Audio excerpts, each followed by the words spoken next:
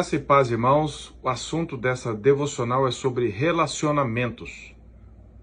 O que veio à sua mente? Os relacionamentos mais complicados que você já teve ou que você está tendo? Ou relacionamentos bons?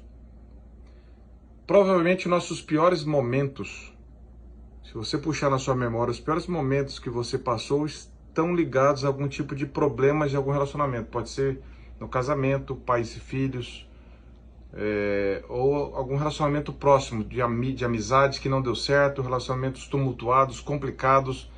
Isso te desgastou demais, isso te afastou até de Deus muitas vezes, te trouxe muitos males na sua vida.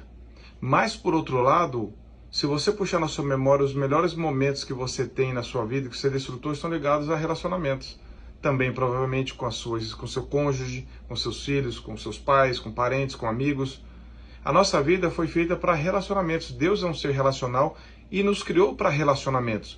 Mas o pecado gerou em nós problemas, orgulho, ira, e todo tipo de pecado interfere e acaba com o nosso relacionamento.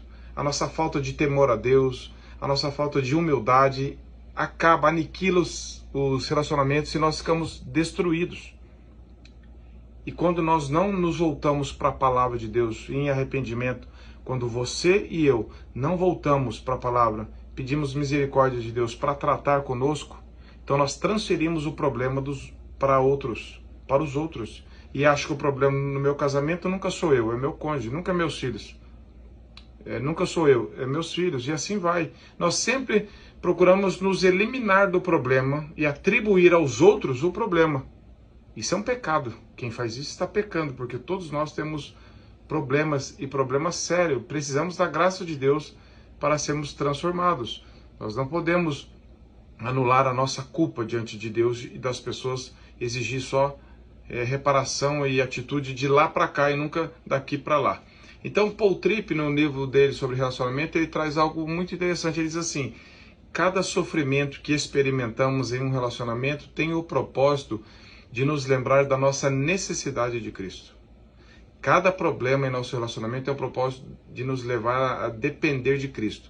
Mas, por outro lado, ele diz: e cada alegria que vivenciamos nos relacionamentos tem um propósito como metáfora, serve como metáfora, como uma figura, para lembrar que nós só podemos encontrar verdadeira felicidade e realização em Cristo.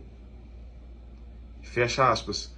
Jesus mesmo foi quem nos ensinou que nós devemos amá-lo acima de todas as coisas, não é mesmo? Ele diz lá, nós devemos amar a Jesus acima de todas as coisas. Não é amar Jesus e odiar o Pai, mas é amá-lo acima de todas as coisas, para que o nosso amor às pessoas seja ordenado, seja correto. C.S. Lewis traz algo interessante, ele diz assim: quando eu aprender a amar a Deus mais do que eu amo os meus entes queridos, eu amarei meus entes queridos mais do que eu os amo agora. E ele diz assim: mas se eu aprender a amar os meus entes queridos em detrimento de Deus, ou em vez de amar a Deus, me aproximarei do ponto em que não terei amor nenhum pelos meus entes queridos. E ele conclui: quando colocamos o mais importante em primeiro lugar, aquilo que vem em segundo não é reprimido, mas aumentado. Fecha aspas. Que pensamento fantástico. Ouça novamente essa meditação para você pegar esse testemunho, esse ensinamento de C.S. Lewis.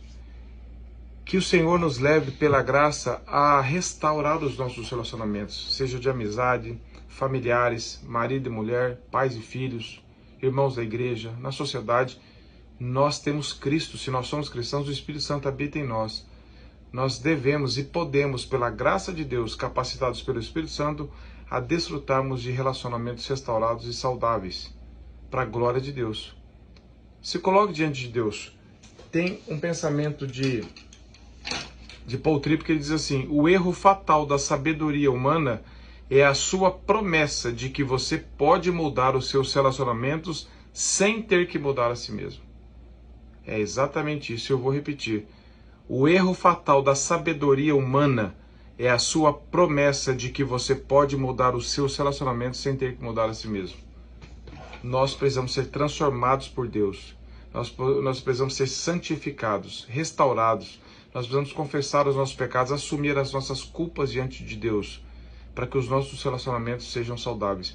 Se o marido faz isso diante de Deus, se a esposa faz isso diante de Deus, os dois se aproximam. Porque os dois estão assumindo a culpa e o problema e a dependência de Deus. Se o pai faz isso diante de Deus e os filhos fazem isso diante de Deus, pai e filho se aproximam, porque Deus estará no centro e receberá toda a glória. E assim todos os relacionamentos. Para termos relacionamentos saudáveis, precisamos estar santificados e sendo santificados individualmente pela graça de Deus. Que Deus te capacite e me capacite a construirmos relacionamentos saudáveis para a glória dele, a começar pelos nossos casamentos, pelo seu casamento, pela sua criação de filhos, pela sua família e pela minha. Que Deus nos abençoe.